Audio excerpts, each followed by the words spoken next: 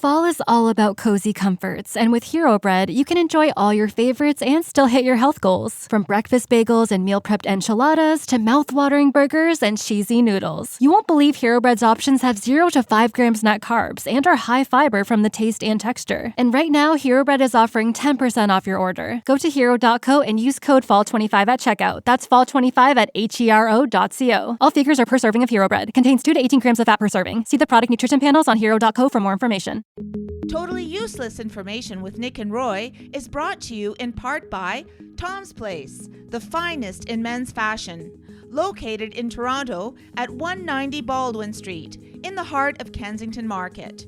Or visit toms-place.com. Celebrating 5 years. This is Totally Useless Information with Nick and Roy. Listen, laugh, and learn. What was the original name for the computer running system Windows? Another new topic alert, computers and technology. I will tell you about a mouse with wood. Hi, I'm Nick. And I'm Roy.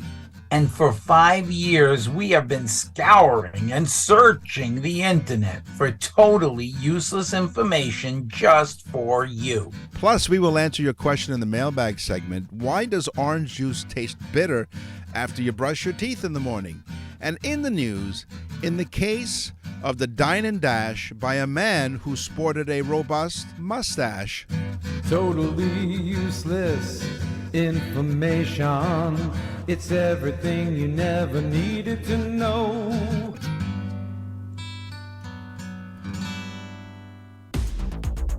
This is Totally Useless Computer and Technology Information.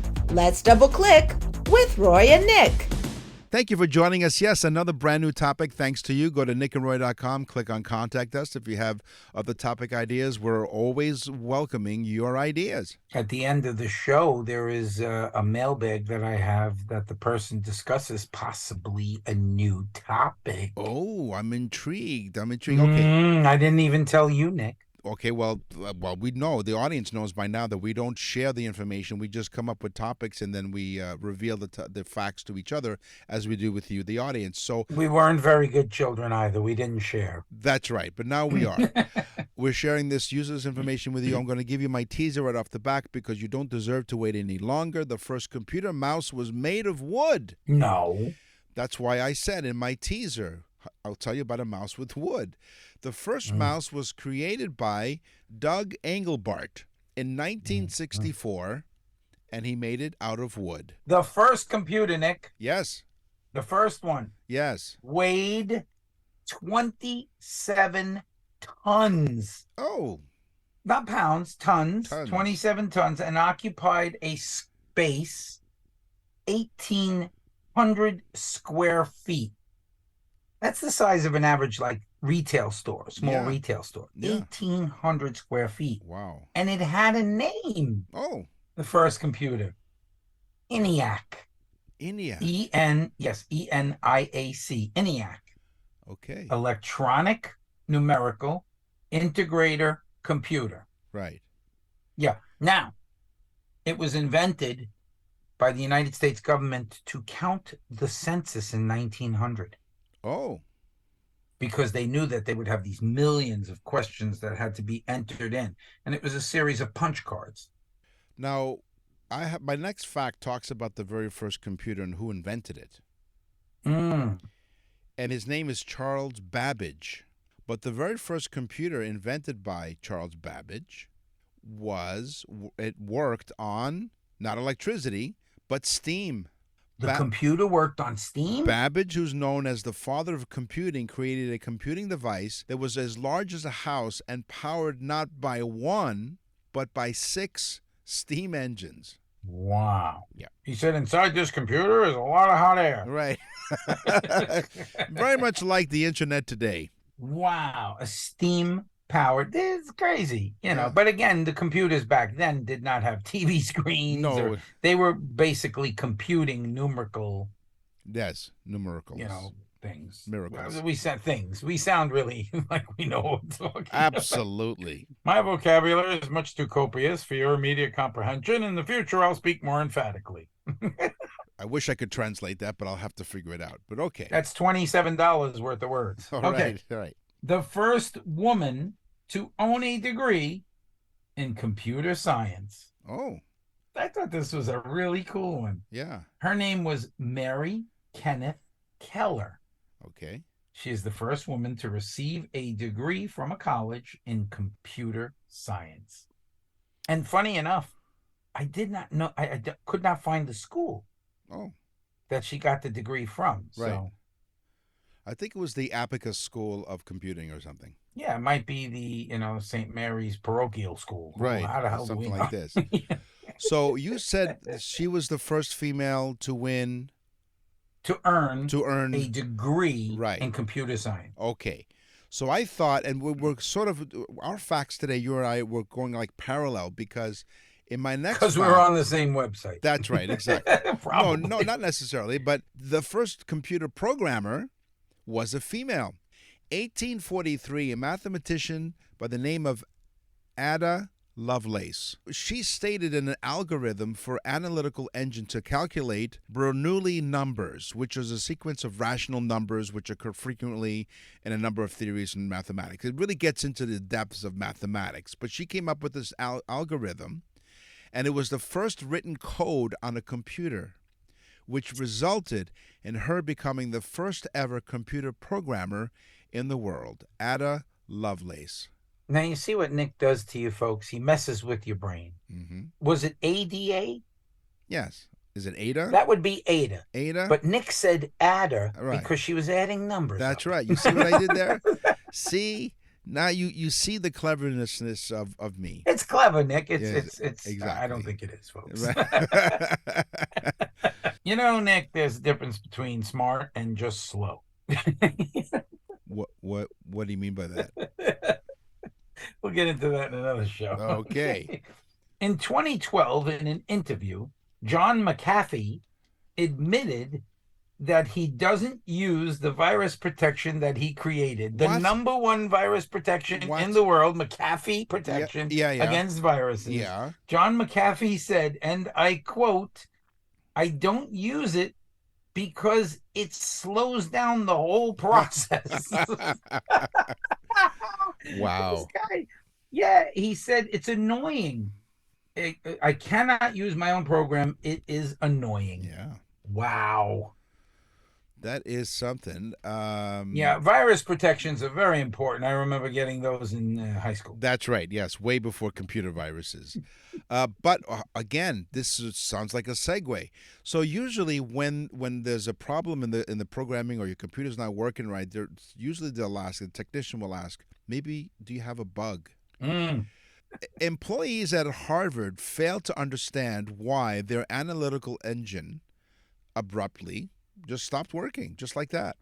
They scanned the program but saw no issues with it. I'm thinking, okay, well, why isn't this working? Yeah, right. It was only when they found the bug, a moth, in between the parts of the machine, that was the reason why it stopped. The moth triggered the semiconductors. Surprisingly, as they took the bug out of the machine, they started up the machine again, and guess what? It started to function smoothly again.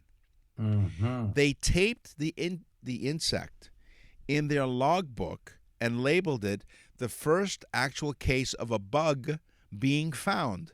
Therefore, the words bug and debug soon became a standard part of the language we use today for computer. They debugged the computer. That's right. Computer programmers use that lingo today because of this bug. This moth got caught in the computers at Harvard. I got one better. I keep all my computers in a cedar closet. Ah. Moths don't. Yes, go in I know. cedar. Exactly. Well, I guess that would have been funny in 1932. That's right. Like moth to a flame. Here's my teaser, Nick. Yes. The original name for the running program Windows, the most popular and most used program in the world by far. Yeah. Which made Microsoft President Bill Gates very rich. Yes. So the original name for Windows was the Interface Manager. In 1982, experts at the now new company at that time, Microsoft, decided that that name was too long. They said it should be one word. And the guy said, well, let's try to look it up. Open another window. And thus they said, voila, we'll call it Windows. One of the most recognized operating systems around the world. That is fan. Like our faces, Nick. Yes, very much so. In 85 countries around the world. Thank you for joining us at Totally Useless. Oh, I was talking about post offices by the FBI. That's right. Do they even do that anymore? I don't think Why they am do. I going into all these 1950s references? I'm not sure. That's the phone. Hold on. The 1950s called, Roy. They want their decade back. Hey, thanks for joining us at Totally Useless Information with Nick and Roy. And you know what? Let's play some music. From Beethoven to Bieber, rock and roll to rhythm and blues. This is Totally Useless Music Information with Nick and Roy. That's one of my favorites of all. She does a great job, but that's one of my favorites. The Museum of Science did a study of 12,000 participants. Okay. That's a rather large study, 12,000 participants. Yes. They answered many questions and were asked to answer the questions within a quick time period. Like, they had 3 seconds to answer a question. So they didn't have a lot of time to think about it. They wanted what was fresh in their brain at the time. Right. They were asked one question in particular: what is the catchiest song of all times? 3 seconds, Nick. Oh. See, it's very hard. Well, so they had them blurt something out in 3 seconds. Okay. Okay, Nick, we would give about 3-4 minutes. But anyway, Yes. Okay.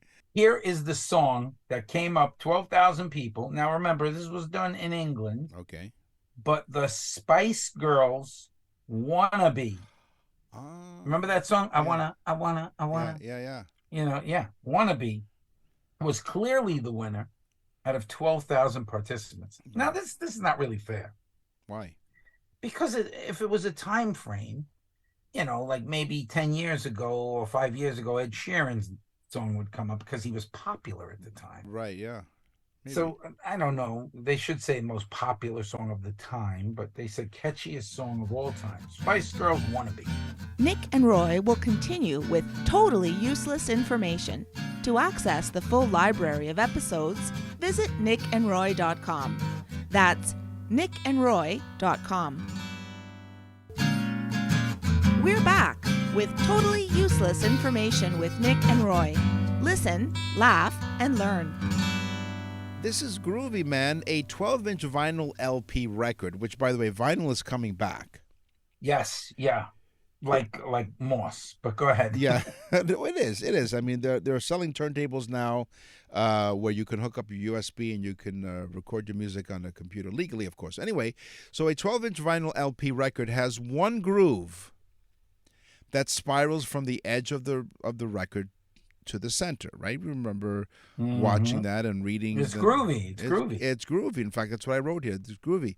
The groove is usually about 1,500 feet long, or about a third of a mile.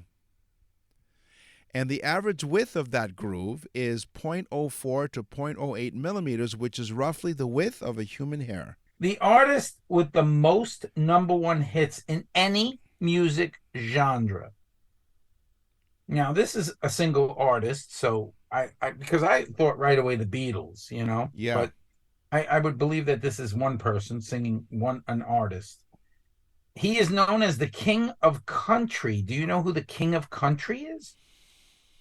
King of Country, Conway Twitty. I think we said this once on the show. George Strait. Oh. No, George Strait. Yeah. Had 60 #1 hit songs on the country chart. Wow. 60. Now, think about that. If he had 60 songs and they had a couple of weeks at #1, that would mean that for how many years did this guy have number one hits, 3, 4, 5 number one hits, 6 number one hits a year for 10 years? Jeez. That's insane. It's pretty cool. George Strait. It's straight up wonderful.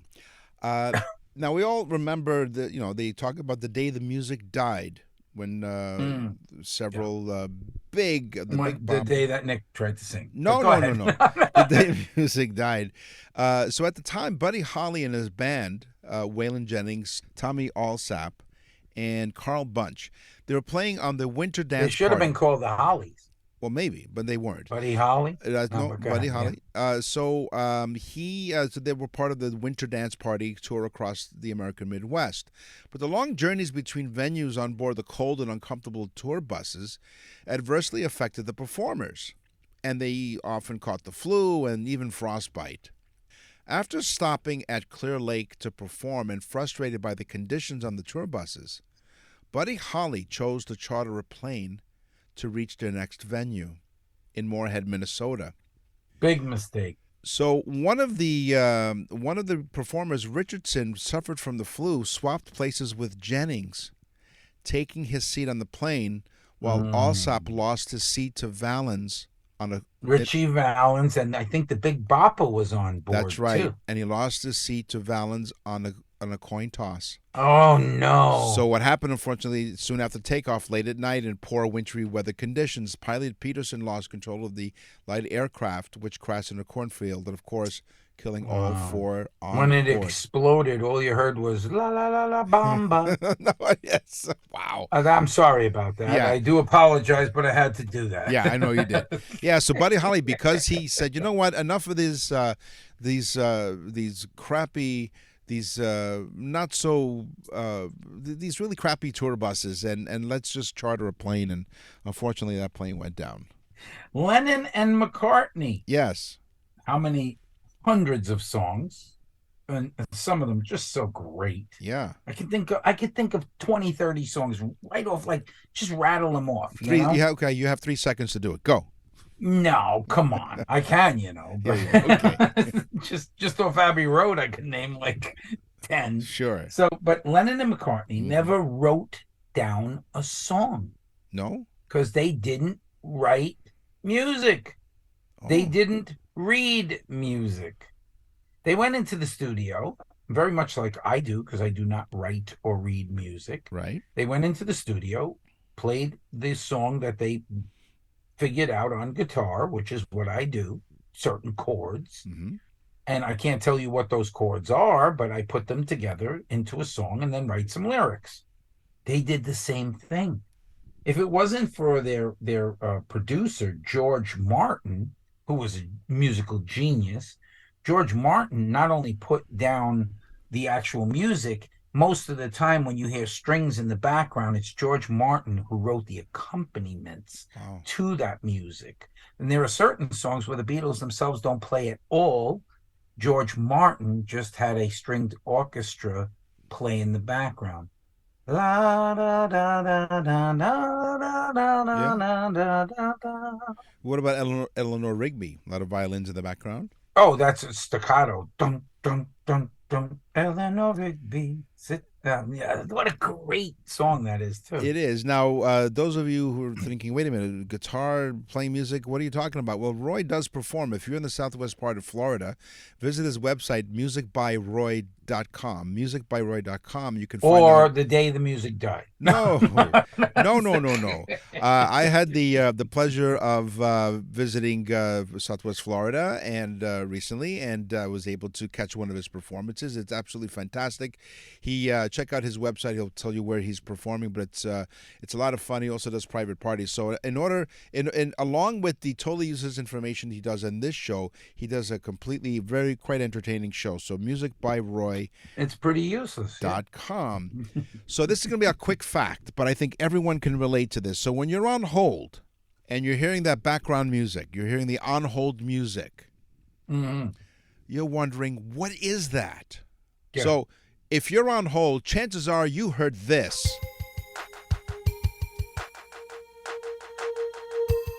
And that song is Opus number 1 by Tim Carlton. That's all you need to know. Because you talk about an earworm. As an aside, how did Music on Hold come to be? In one of our episodes for the past 5 years, so there's someone had a radio, and the antenna was touching one of the steel girders of the building somehow, and it was also connected to the phone system. So when someone was put on hold, they heard music. It was a pure accident.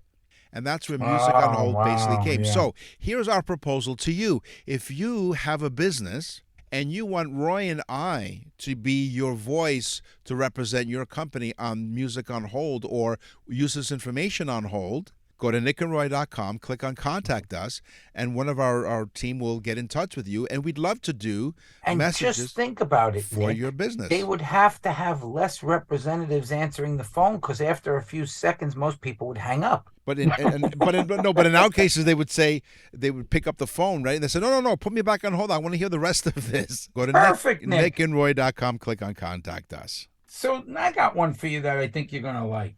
You know, you have string instruments and percussion instruments. Yes. Percussions would be like drums because you hit them with hammer-like sticks. Right. Okay. Sure. Usually wrapped with some sort of fabric or something on the front of it. But did you know that the piano is both a string and a percussion instrument at the same time? When you hit the key, a hammer, very similar to a drumstick with a wrapped fabric front, hits the string to make the noise. The harder you push the hammer, the harder it hits the string, the louder the noise. Wow. Thus the intonation. So a piano is both stringed and percussion instrument at the same time. It's that talented. Yes. I've often thought about hitting Nick in the head with the hammer, yes. So, but I've discussed that with my therapist. Now, I talked about how Roy sings, and he sings musical numbers. And I wondered, wait a minute, why are musicals? I mean, sometimes Roy sings show tunes for reasons we won't discuss. But he sings show tunes sometimes, and we often refer to those musical numbers as numbers. It's a musical number. Why, Nick? Why? I'm interested. It's easier for the director to refer to a song number than the titles to say maybe to the lighting designer. So it's also useful because the numbers are in order, so you can find them easier in a script or a score, especially because almost no one will have the same page numbers. And so if you call each musical number a number, then the director will refer to it, and then everyone knows which song the director and is then it eventually just melded into calling a song a number. I'm going to play a little number for you. That's right. Here's a good number. Right, back in the 50s again. That's right. Nick and Roy will continue with totally useless information.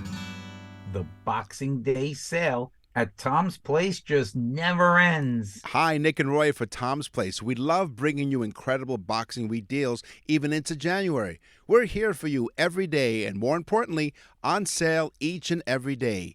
Visit toms-place.com for all details about the specials. Ted Baker suits, Nick. You know I love Ted Baker suits. Mm-hmm.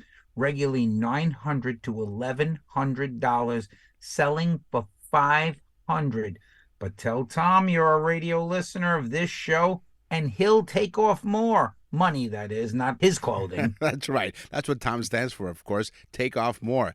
Tom bought these suits on a great sale, no tariffs, and is passing the savings along to you while they last. Top coats, Jack Victor and other brands, wool and cashmere, now 50% off and all priced below $350 for cashmere. That's crazy. Oh, yeah. Jack Victor, Montreal Canadian made great suits with premium Italian fabric. Deals are just simply amazing with prices even lower on shirts, sweaters, pants, sport jackets, suits, and more. Prices that you won't believe. Visit Tom at 190 Baldwin Street in Toronto in the heart of Kensington Market. It's the Tom's Place Extended Boxing Week sale. Still happening now at Tom's Place. We're ready to suit you. We're back with totally useless information with Nick and Roy. Listen, laugh, and learn. Thank you for joining us. NickandRoy.com. We mentioned go to NickandRoy.com. Many things you can do there. So click on contact us if you'd like for Roy and I to be your on-hold entertainment, if you will, because, music is boring.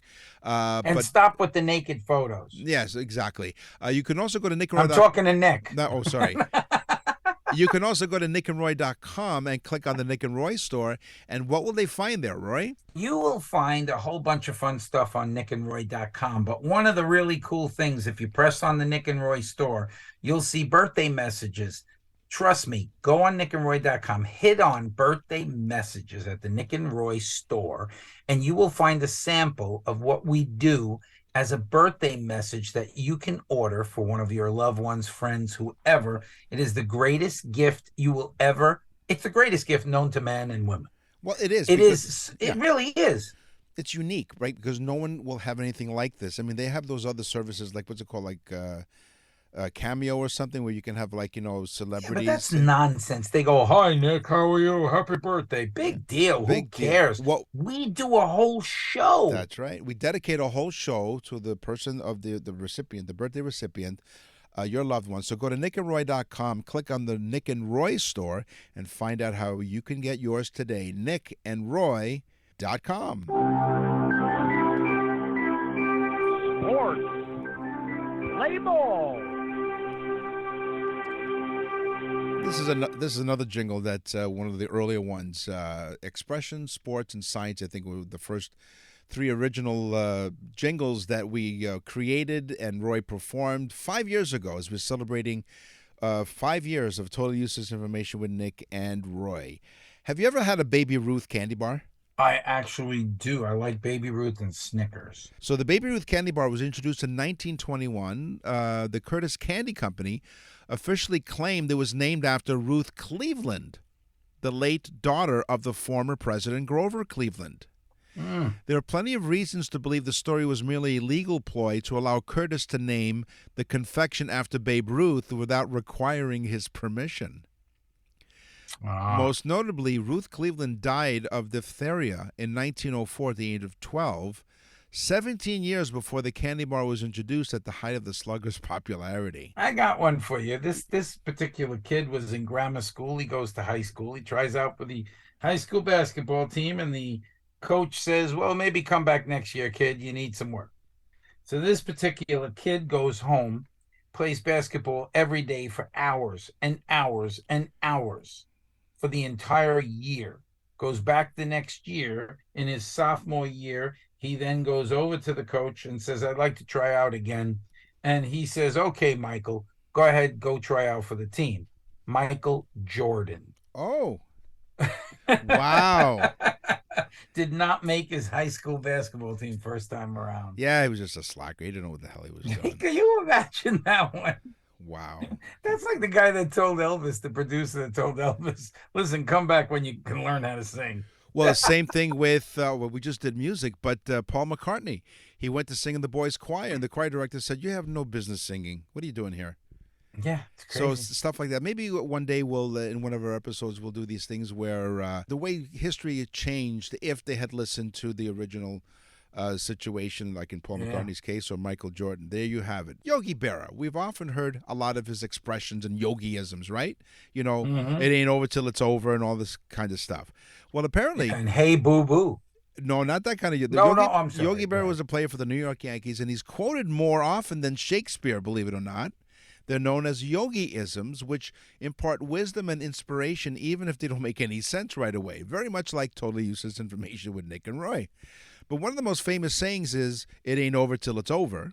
And several books have been dedicated to his witty gems of wisdom. The man makes no sense. No, but he's quoted more often than Shakespeare. They're known as yogi-isms. Okay, do you know the name Usain Bolt? Yes. Usain Bolt, fastest man alive. I think so, yeah.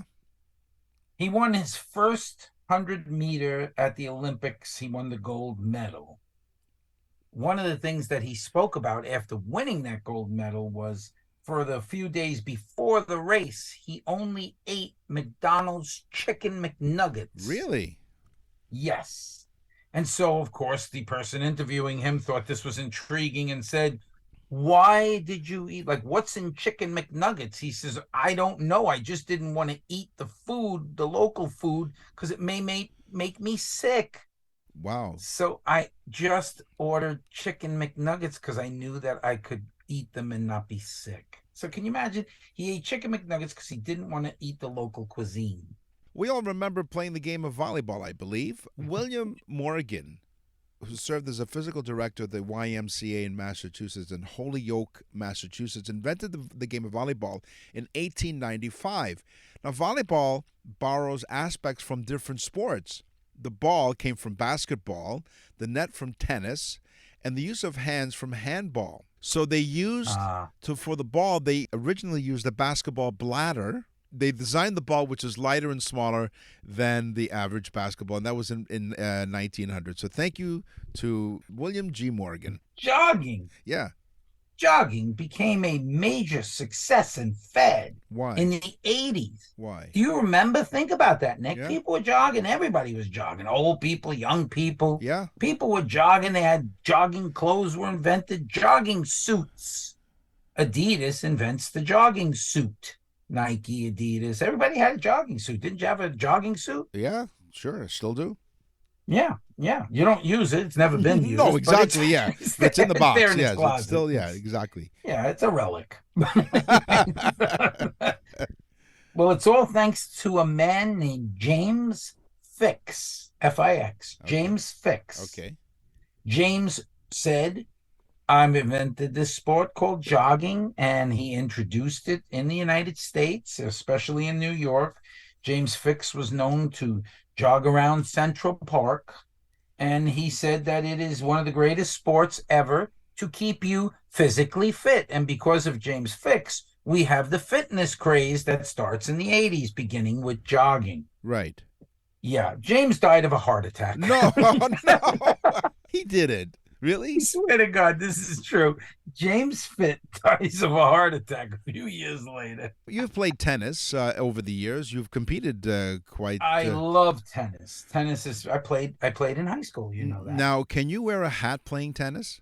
You know, listen, it's scary, folks, because I'm going to tell you this, and this is the God's honest truth. Nick and I do not discuss what we're going to say on the show. That's right. We do not discuss this. Right. And my next thing that I was going to speak about is one of the little known rules of tennis. Okay, I think we have the same fact then. It's odd, but it's not that uncommon that Nick and I will find the same thing. Exactly. But go ahead. But then again, we are odd, but that's, So a hat or a visor or a baseball cap will shield your eyes from the sun, especially if you're playing outdoor tennis, of course. A pair of snug sunglasses that won't go flying is also good. But what happens when your hat falls off in tennis? So what I'm talking about is if your hat falls off in tennis, what happens if it happens during a point? So the rule, I guess, they should keep playing because you cannot call what they call a let for this because your hat is within your control. However, your opponent can call a let if it distracts them. If they do call a let, it needs to be called immediately. A let in tennis happens when you're serving.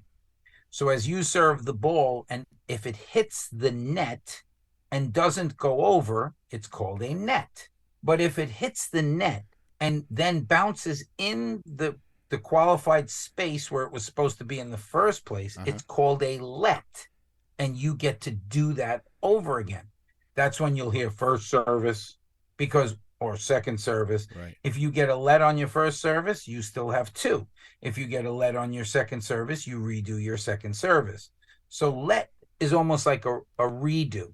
But there is a name for the actual rule in the tennis book, and it is called a hindrance rule.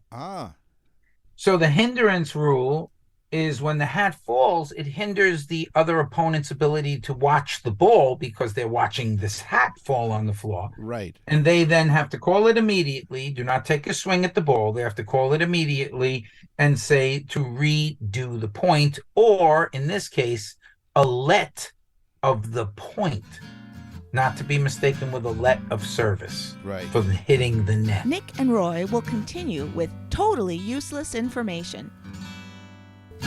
You're listening to Totally Useless Information with Nick and Roy. Listen, laugh, and learn. What's in the mailbag? What's in the mail?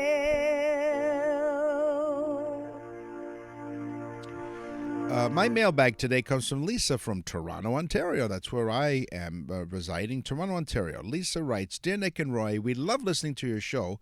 You guys are hilarious, and we're also big fans of your newsletter. Oh, so she must be a newsletter subscriber. Great. Go to nickandroy.com, go to the bottom of the page, and you sign up today.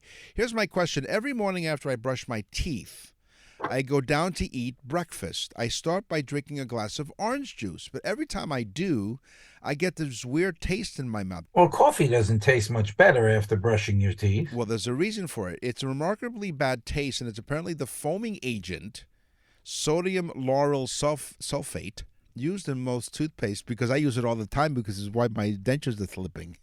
Yeah, I know. You were like sodium succotash.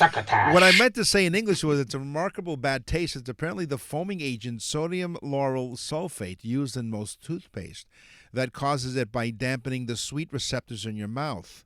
The agent also simultaneously destroy phospholipids, which also will make bitter tastes more strong.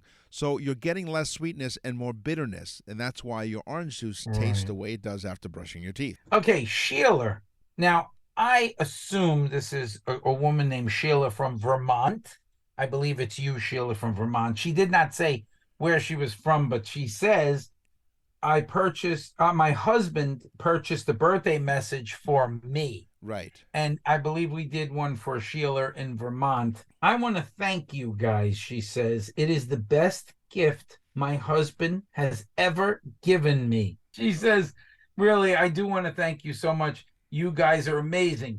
But I also want to say, why don't you do a segment on holistic medicines and herbal medicines? We're going to think about this. Thank you. This is what we're talking about when you go to Nick and Roy and you send us what this is how we make the show better, as if we could. On the show today, we talked about computers. We introduced a brand new topic thanks to another listener, computers and technology. We talked about music. We talked about sports. It's time for the news. And now, from around the corner and around the world, this is TUI News. A restaurant in Calgary, in Canada, up here in my home and native land. Oh, good. So they're doing nutty stuff too. That's right. The workers launched an online manhunt to find a serial dine and dasher. Dine and dash is you eat and you just leave without paying the check. Now, the culprit was hardly subtle. He frequently sported a robust mustache and a black cowboy hat. So this man's got on a cowboy hat and a robust. He's got like a shoe shine brush under his nose. Right, exactly. That's why in my teaser I said something like a dine and dash with a sporty mustache. You're welcome. That was very good, Nick. Thank you. Using the alias Michael McDonald, not the singer, Michael Gene Roderick Huppy. So he has not one, not two, not three, but four names. Michael Gene Roderick Huppy, might as well be hippie, would allegedly chat up the staff, give them roses, and tell them elaborate stories to earn their sympathy before running off. Oh, so they felt bad to turn him in. Well, his charm and his luck ran out after victims posted his photo online. So I guess you could say from his mustache that he had a brush with the law. So a customer spotted the lonesome cowboy at a restaurant and tipped off the staff, who contacted police. Huppy was charged with one count of fraudulently obtaining food. Right. Did they handcuff him to a handlebar? On the bicycle. Though there are many restaurant workers chimed in on Twitter to accuse him of skipping out bills at their establishment. Sure. Oh, so this guy's this guy goes to breakfast too. He's a serial Dine and Dash. Well, he is. Breakfast, Nick, cereal. No, but that's what I said initially. That there was an online manhunt to find a serial Dine and Dasher. But in your case, I think you're absolutely right. Wait, but so this guy's doing it all over the place. That's right. So they posted his picture online. They spotted him, and there's a happy ending to this story. Hoppy was apprehended in full yeehaw regalia right at his table. Oh no, was he was running or hopping? No, it wasn't. It wasn't pancakes. So he was. What did he do? Hide the checks under the mustache? We're not sure. Maybe under his black cowboy hat. He was. They probably could have done DNA testing of his mustache and find out where he had eaten the day before. That's right. Yes. Hey, that looks like Lou's Diner on the corner there. Well, he didn't need a box. He could just take it out in his mustache. That's right. Exactly. I'll have this for later. That's right. Oh, sir, is that an entire hamburger under your big mustache? I'll gladly pay you Tuesday for a hamburger today. That was from the Popeye. Was it a real mustache or was it a fraud? No. It was real. It was because it was a robust mustache. Oh, that's all that it said. Robust. Yes, it's not your ordinary pencil thin mustache. No. This was something you'd remember. What I don't understand is how he was able to get his hands on a Yeehaw regalia. Yeehaw was the name of a TV show, right? With Roy Clark. No, that was Hee-Haw. Oh, Hee-Haw. Oh. What did you call it? Yeehaw. Oh no, that's what they're saying is he was in a full like cowboy outfit, with the button shirt. Okay. And the Levi's and boots and a cowboy hat and the big monster mustache. Robust mustache. Robust, yeah, That's right. Robust mustache. I knew a girl that had a robust mustache. Yes. Anyway, Nick dated her in high school. That's right, I did. So, by the way, they did apprehend him at the restaurant. Good thing his first name wasn't Harry. That's right, Dirty Harry. Dirty Harry. So he was arrested. The master of the mustache. That's right. Dirty Harry. His bill yet to be paid. So he still got off scot-free. Oh, he still dined and dashed, and the police took him out. That's right. I say we arrest the policeman for aiding and abetting. That's right. Because that was his original intent. Because had he robbed the bank and the police escorted him out with the bags of money, wouldn't that be aiding and abetting? That's right. Because in this case, he had the food in his stomach. Well, they can figure out a different way to get that out. I need to speak to some attorneys, or would you call them barristers up there? Yes, barristers, exactly. Okay, right. So the barristers need to talk to the handlebar. Right. No, really, listen, I have a defense for this man. And what's that? I'm telling you that the police were aiding and abetting his escape. Right. Fraudulently obtaining food. Fraudulently obtaining food was the charge. The old FAF. That's all the time that we have. FAF. That's all the time that we have for this episode of Totally Useless Information with Nick and Roy, where we will scour the internet amongst other sources. Hell no, we won't go. To get totally useless information just for you. Until then, tell everyone you know. Now it's 80 countries around the world, which is amazing. We thank you. Thank you. I can't tell you enough how much we do thank you. Yes. And honestly, it makes making this show so much fun, even though we'd have fun even if you didn't listen. But honestly, you listening makes it really, really rewarding. I'm Nick. And I'm Roy. Thanks for listening. Totally Useless Information with Nick and Roy has been brought to you in part by Tom's Place, the finest in men's fashion. Located in Toronto at 190 Baldwin Street in the heart of Kensington Market. Or visit toms-place.com.